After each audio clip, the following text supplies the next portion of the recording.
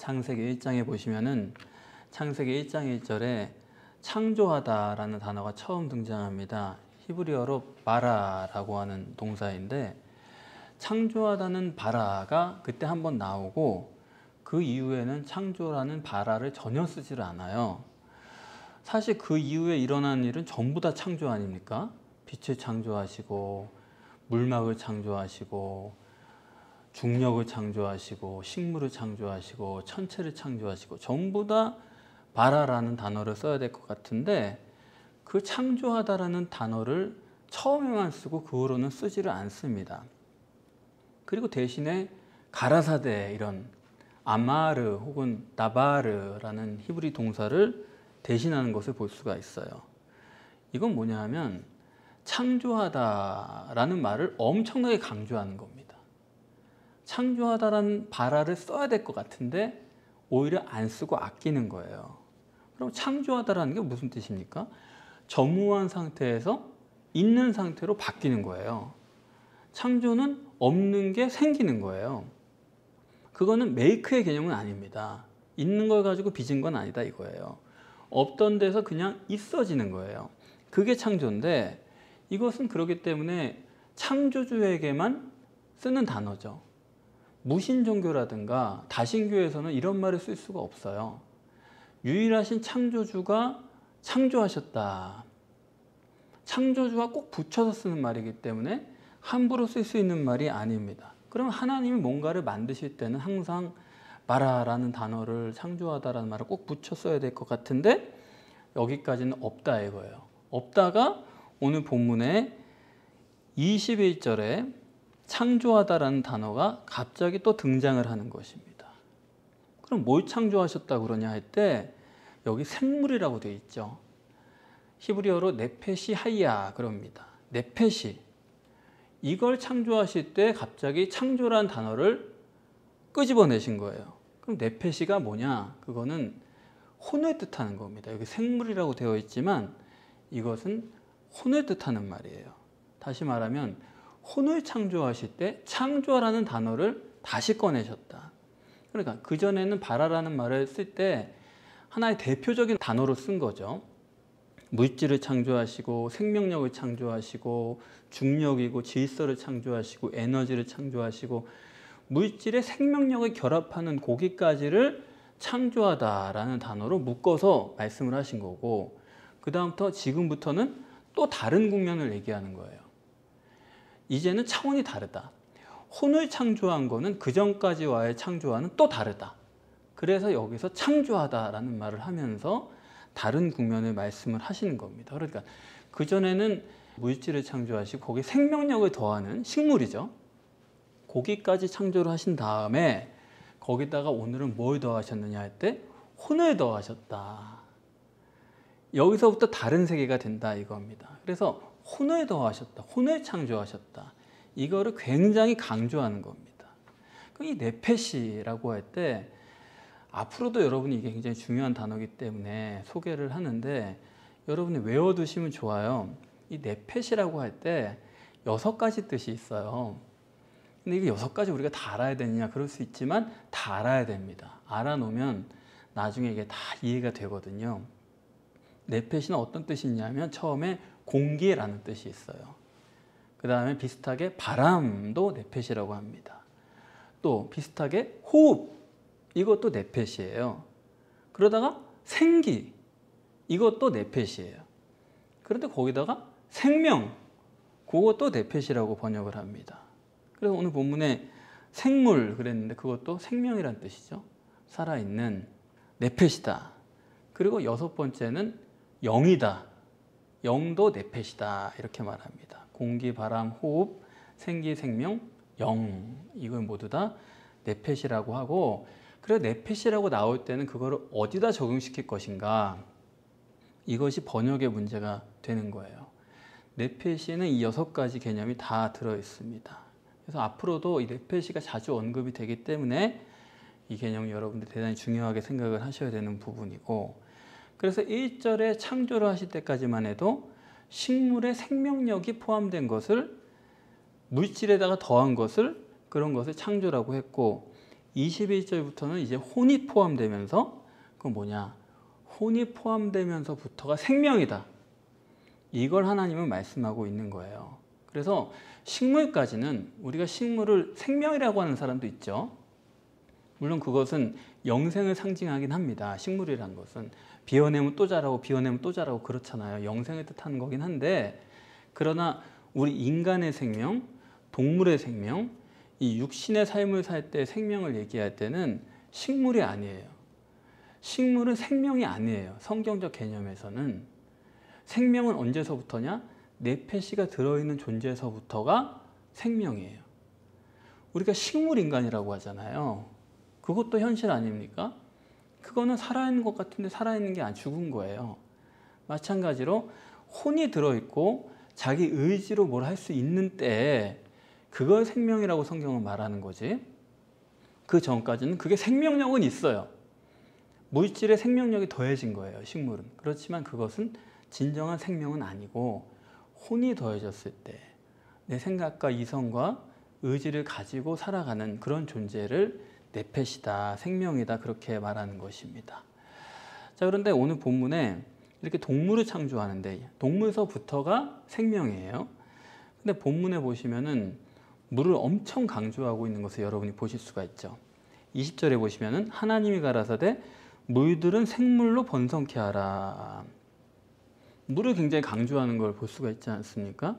아니, 왜 물을 이제 와서 강조하냐, 그런 게 여러분 보이시죠? 왜냐하면 창세기 1장 2절에도 이미 하나님의 신은 어디에 계세요? 수면 위에. 거기도 물이 있었고, 둘째 날은 아예 물을 그냥 끌어올리시는데 하루 다 쓰신 것입니다. 물이라는 게 이미 있어요.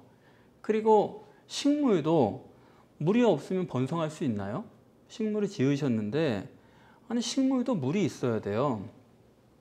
물이라는 게 중요하지 않은 게 아니죠. 그런데 지금까지는 물에 대해서는 전혀 강조를 안 하다가 지금도 그렇지 않습니까? 물들로 식물을 번성케 하라고 하지 않고 가만히 있다가 20절에 와가지고는 물로 생물을 번성케 하라. 이 점은 우리가 깊이 생각해야 되겠습니다. 그러니까 물을 가지고 식물을 얘기하지 않아요. 물을 가지고 동물서부터만 얘기를 하는 것입니다. 동물의 생명에만 물을 적용하고 있다는 점을 우리가 볼 수 있는 거죠. 틀림없이 식물도 물이 없으면 안 되는 건데, 그렇지 않습니까? 그런데 동물의 생명에만 물을 얘기하고 있다, 이겁니다. 이건 뭐 당연히 그런 것 같아요. 동물이 자기를 유지하기 위해서 필요한 게 뭡니까? 동물의 그 육체의 3대 요소가 뭐예요? 첫 번째는 물질이 있어야죠. 그래야 육체가 형성이 되니까요. 두 번째는 물이 있어야 됩니다. 그래야지 유지가 되죠. 또 하나는 동물은 공기가 있어야 돼요. 사람은 다 물질로 되어 있는 거고, 그리고 물을 마셔야 되는 거고, 공기가 없으면 어떻게 살겠어요? 그러니까 생명이라는 것은 이 3대 요소가 꼭 있어야만 되는 것이 생명입니다. 성경은 어떻게 말하냐면 이 물질이 얼마나 중요하냐, 떡을 며칠까지 참을 수 있느냐, 그 40일로 성경은 얘기하잖아요. 40일 동안 금식했다, 이겁니다. 40일 되면은 사람이 죽는 거예요. 39일까지는 참을 수 있는데 40일 동안 굶으면 그건 죽는다. 성경이 이렇게 말하는 게 그거거든요. 물질은 40일 동안은 꼭, 그러니까 그 이상을 넘길 수가 없어요. 그리고 물은 어때요? 물은 사람이 일주일 동안 못 마시면 죽는다 그러죠. 일주일 넘긴 사람은 뭐 잔해 아래 깔려서도 어쨌든 거기 물 떨어지는 거 먹으면서 버틴 거지, 못 마시고는 거의 일주일 못 버팁니다. 사람이 금방이에요. 또 공기는 어때요? 공기는 최대 4분이라고 말하죠. 그러니까 떡은 40일을 넘길 수 없고, 물은 일주일을 넘길 수 없고, 공기는 4분이면 사람의 생명을 다하게 되는 거예요. 이렇게 세 가지 요소는 육체의 생명에게는 절대입니다. 그런데 거기에 한 가지 더 있어요. 생각해보면 빛이 더 있어야 돼요. 왜냐하면 식물도 빛이 없으면 죽잖아요. 그러니까 우리가 물질이라는 게, 물질을 먹어야 사는 건데, 그 물질이라는 게 결국 어디서 오는 겁니까? 빛에서 오는 거거든요. 식물이 그걸 먹고 빛을 먹고 자라고, 그걸 초식동물이 먹고 육식동물이 먹고, 먹이사슬이라는 게 거기서 이어지는 거잖아요. 그러니까 3대 요소가 생명을 유지하는데 거기에 우리가 성경적으로 하나를 덧붙인다면은 빛이 있는 거죠. 그래서 하나님께서는 빛을 창조하시지 않았습니까? 빛 A를 창조하시고 식물을 만드시고 나서는 비를 창조하시고 빛이 있어야지만 생명이 유지될 수 있으니까, 그래서 생명의 4대 요소다 그렇게 정리를 하자면 성경적으로 물질이 있어야 되고 물이 있어야 되고 공기가 있어야 되고 하나는 빛이 있어야 되는 거예요. 자, 그것이 결합된 것이 식물의 생명력이 되는 것입니다. 그런데 거기다가 이 4가지에다가 오늘 한 가지를 더 추가하면 동물은 뭐예요? 별개로 네페시가 추가돼야 된다 이겁니다. 혼이 더 추가돼야지 완전한 생명이 되는 거예요. 그래서 여러분 여기까지 이해가 되시죠? 왜 21절에 바라라고 하는 단어를 하나님께서 끄집어내셨는지 이해가 되시죠? 바라, 의지가 포함된 그것이 바로 생명이고, 자, 그럼 아까도 말씀드렸지만 20절 이하에 엄청나게 물을 강조하는 거예요. 물들이 생물로 번성케 하라. 뭐냐면 생물의 근원은 물이란 뜻이죠. 물이 생명의 근원이에요. 모든 생명체의 근원은 물이다 이거예요. 근데 아까도 우리가 얘기를 했지만 생명체의 근원이란 게 물만이 아니잖아요. 물질도 있어요, 공기도 있어야 되고 빛이 또 있어야 되고 혼도 있어야 되고, 그런데 여기서는 물만 얘기했다 이겁니다. 그럼 왜 물만 얘기하셨느냐? 하나님은 대표적인 걸 항상 얘기하시거든요. 성경을 읽으시면 아담과 하와가 같아요. 그런데 아담을 대표로 얘기하시거든요. 많은 백성이 있죠. 하지만 모세를 대표로 얘기하는 거예요. 많은 사람이 있죠. 예수를 대표로 얘기하는 거예요. 그 집에 가장이 있잖아요. 가장을 대표로 얘기하는 것처럼 하나님은 여러 가지 요소 중에 한 가지를 얘기하는데 그 중에 물을 얘기했어요. 생명을 유지하기 위해서 물이 대표다. 왜 물을, 여러 가지 중에 물을 대표로 하셨을까? 아, 정말 하나님은 일리가 있는 것 같아요.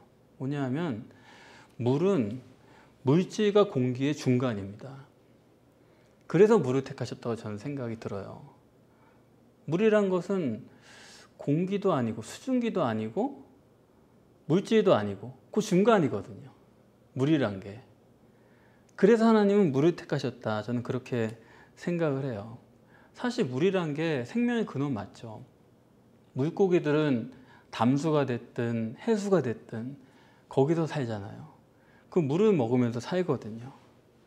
또 물이 또 뭐가 있어요? 피도 물이잖아요. 그 피를 생명의 근원으로 우리가 살아요. 그래서 창세기 9장에 피채로 먹지 말라 그러지 않습니까? 왜냐하면 그건 생명의 근원이니까. 물이란 건 이렇게 생명의 근원이란 것을 성경에서는 곳곳에 말하고 있습니다. 특별히 육체적 생명이요.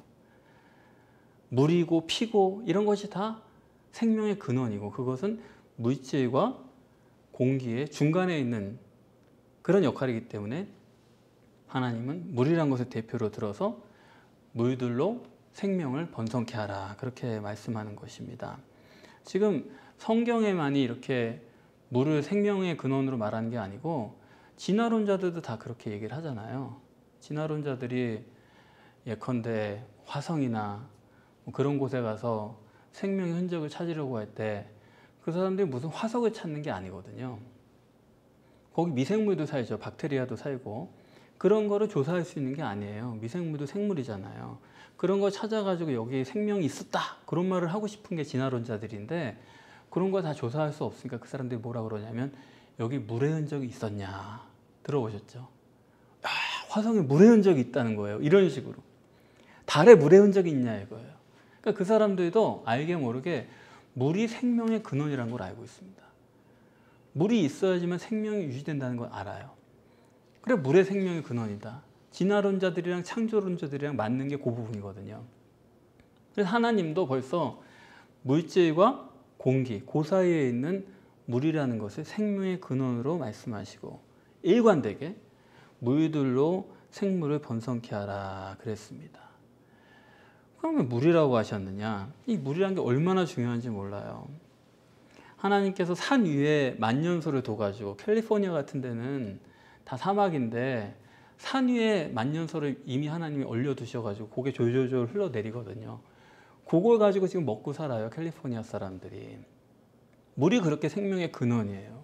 사막도 달리 사막이 아닙니다. 물이 없어서 사막이에요. 사막에 아무것도 없는 것 같아도 어쩌다가 비가 한번 내리면은 그 다음날 파랗게 돋거든요. 물이 없었다 뿐이지 거기 다 씨앗들이 들어있었거든요. 물만 오면은 그냥 바로 자라나는 겁니다. 물이 문제거든요.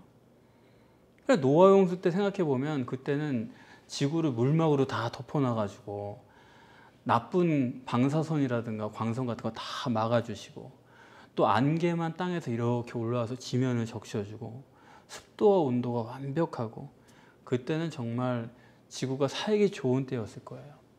그러니까 물을 가지고 사람의 생명, 인간의 생명, 동물의 생명을 다 하나님께서 유지시키는 거죠.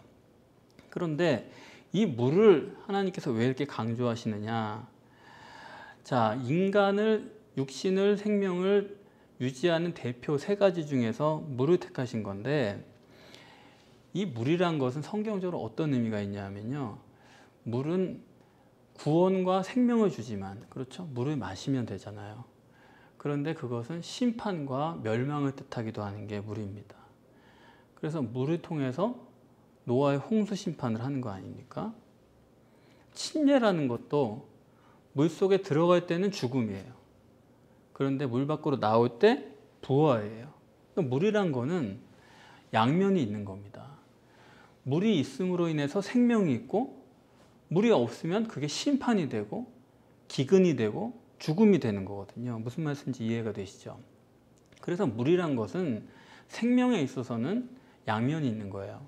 그것이 구원이 되기도 하고 물이 없음으로 인해서 혹은 많아짐으로 인해서 그것은 심판이 되기도 하는 겁니다. 그러니까 물이란 것은 성경에서 굉장히 중요한 구원과 심판을 한꺼번에 담을 수 있는 그런 게 물이에요. 그래서 하나님께서 창세기 9장 11절에 이렇게 말씀하셨죠. 내가 다시는 물로 사람들을 심판하지 아니하리라. 그 다음에는 바뀌어요. 그럼 뭘로 심판하겠다는 거냐? 하나님은 물에서 이제 바꿉니다. 불로 하겠다는 거예요. 그래서 불도 어떤 사람한테는 구원이고 어떤 사람한테는 또 심판이에요. 성령이 그 기도하는 사람들에게 임하잖아요. 그때 어떻게 임합니까? 불의 혀가 갈라지는 것처럼 임했다. 구원을 받은 사람들도 불로 받아요. 성령으로. 그런데 지옥도 뭐예요? 지옥도 또 불로 한다는 거예요. 그러니까 하나님은 다시는 물로 너희를 심판하지 않겠다. 그건 무슨 얘기냐면요. 물은 육체의 생명의 근원이잖아요. 그런데 물로는 심판하지 않겠다. 그건 뭐냐면 이제 하나님은 육체를 심판하지 않겠다라는 것입니다. 왜냐하면 육체를 심판해봤자 소용이 없어요.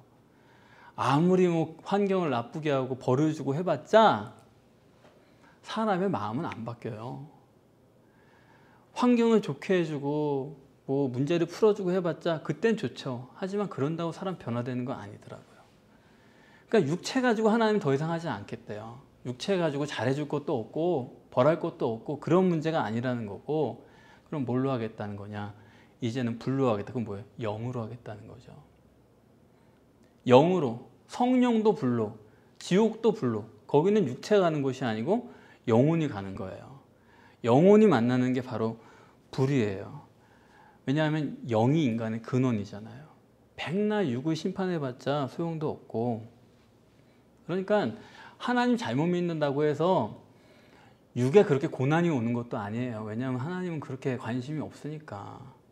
저거 뭐 육 잘해주니 못해주니 해봤자 그런다고 해가지고 그 사람이 하나님께 돌아오는 것도 아니고 하나님 앞에 완전히 이렇게 엎드리는 것도 아니고 하나님을 더 사랑하는 것도 아니에요, 사실. 그러니까 육 가지고 안 하고 이제는 영으로 하겠다. 그게 바로 다시는 홍수로 너희들을 멸하지 않겠다. 그런 얘기고 이제 하나님께 남은 것은 불입니다. 불로 성령으로 구원하든지 불로 지옥으로 처리하든지 바로 그것이 하나님의 뜻이 되는 것입니다. 그래서 오늘 본문에 물로 이걸 강조하는 이유는 이제는 물이 아니라 불로 불이 생명에게 부활이 되기도 하고 심판이 되기도 하고 축복이 되기도 하고 저주가 되기도 하고 영으로 모든 것을 영으로 하겠다라고 하는 하나님의 뜻이 여기에 들어있는 것입니다. 자, 오늘 본문에 동물 창조를 보았는데 하나님께서 24절에 가라사대 땅은 생물을 그 종류대로 내되 그랬습니다. 땅이 내라는 거예요. 물질에서 생명이 생겼다는 것입니다. 땅이 내라. 그러니까 그때 식물 할 때랑 똑같아요. 식물도 땅이 내라 그랬는데 그 사람들로 하여금 식물이 어디서 온 거냐, 이게 물질에서 온 거냐. 근데 그것만 가지고 되는 게 아니거든요. 땅 속에 있는 에너지를 받아야 되거든요. 생명력을 받아야 되거든요. 씨앗만 가지고 되는 게 아니에요. 그 물질만 가지고 되는 게 아니라 그걸 땅에 심어요. 도대체 그 땅에서부터 뭘 받길래 이게 생명이 되냐 이거예요. 그래서 그 하나님께서는 생명과 물질을 섞어버렸어요. 사람들이 구분하지 못하게 했어요. 그게 바로 땅에서 식물을 내라는 거거든요. 오늘 마찬가지로 땅에서 동물을 내라. 그건 뭐냐면 동물의 생명도요, 이 혼이라는 것도 이게 육신이랑 분리되어 있는 건지 아니면 같이 들어있는 건지 그걸 구분을 못합니다. 동물이 죽었을 때, 인간이 죽었을 때 이 혼이 어디로 가는지 사람들이 찾을 수가 없게끔 하나님 해놨어요. 그러니까 뇌를 만지면 사람이 바뀌냐, 아니면 뇌랑 상관있는 문제가 아니냐, 이거 아주 연구 대상이거든요. 사람들이 열심히 연구를 하는데 도대체 인간이 혼이라는 게 도대체 뭐의 작용이냐, 혼이 따로 있는 거냐 아니면 그냥 뇌의 작용이냐, 이걸 가지고 연구를 하는데 지금 찾을 수가 없어요. 그건 뭐냐, 하지 말아야 될 일이죠. 하나님이 일부러 못하게 해놨습니다. 그 둘을 분리할 수 없게끔 해놨어요. 그게 바로 땅에서 동물을 내라는 거죠. 생명이란 게 도대체 어디서 오는 거냐, 사람이 그것을 분리할 수도 없고 구분할 수도 없게끔 해놓은 거예요. 그래서 인간이란 게, 동물이란 게 영과 혼과 육이 어떻게 연결이 돼 있고 그걸 어떻게 분리할 수 있느냐, 그거를 아무리 연구해도 명확하게 얘기할 수는 없어요. 그래서 오늘 본문에 보시면은 그 전에 식물이란 것도 있는데 그때는 하나님께서 생명이란 단어를 안 쓰시다가 오늘 동물서부터 생명이란 말을 쓰셨는데, 그럼 왜 식물에는 생명이란 말을 안 쓰시고 동물부터 생명이란 말을 쓰셨느냐, 그런 의미죠. 식물이란 거는 살아있지만 살아있는 게 아니고 자기 의지대로 할 수 있을 때야만 그때부터 생명이 되는 거예요. 생명의 가치가 있는 거예요. 그래서 어떤 유명한 신학자는, 몰트만이라는 사람은 그런 얘기를 했어요. 하나님은 풀 한 포기까지도 구원하신다, 그런 얘기를 해가지고 그야말로 뭐 가난한 사람도 구원해야 되고 뭐 이런 식의 정치적인 신학을 한 사람인데, 유명한 사람이거든요. 그런데 하나님은 식물을 구원하지 않아요.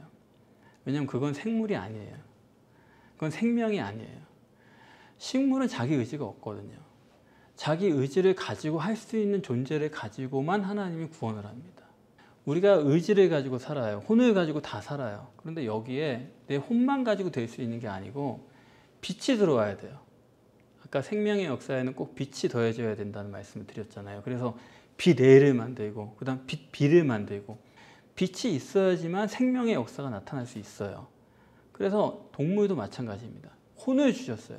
근데 그것만 가지고는 안 돼요. 내 혼, 내 의지만 가지고는 안 돼요. 빛이 또 들어와야 돼요.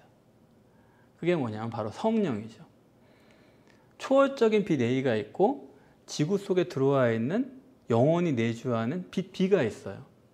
그 성령이 육체 안에 들어왔을 때 그 육체 안에 들어오신 성령님, 빛 B와 내 의지적인 혼, 이것이 서로 만날 때 거기서 구원이 이루어지게 됩니다. 거기서 완전한 생명이 이루어지게 되는 거예요. 그래서 하나님께서는 빛 B를 우리 속에 들여보내셔서 그 빛 B는 내가 의지적으로 모셔야만 되는 거죠. 내 의지를 동원해서. 그러니까 내 의지를 동원한다는 게 그게 무슨 일을 한다는 건 아니에요. 그럼 뭐 아무것도 안 하고 있으면 그게 완전한 거냐? 아닙니다. 하나님이 다 구원하시죠. 하나님의 역사죠. 그렇지만 그게 얼마만큼인지 우리가 알 수 없어요. 그 혼이 어느 정도냐 그건 분리할 수 없지만 그만큼의, 그 분리할 수 없는 그 부분, 그걸 가지고 성령님을 모시게 될 때, 빛 B를 내 속에 모시게 될 때 거기서 구원의 역사가 빛에 의해서 이루어지게 되는 거예요. 그게 바로 산 거다. 산 생명이다. 그렇게 하나님께서는 정의를 하시고 오늘 본문처럼 하나님의 보시기에 좋았더라. 하나님의 보시기에 좋았더라. 내 의지로서 하나님을 모시게 될 때 요한복음 7장 38절의 말씀처럼 생수의 강이 너희 배에서 흘러나리니 이는 받을 성령을 가리켜 말씀하신 것이라 그랬습니다. 성령을 내 마음에 모셔드릴 때 거기서부터 생명의 역사가 나타나고 번성하는 역사가 나타나게 된다. 그때부터 산 사람인 것입니다.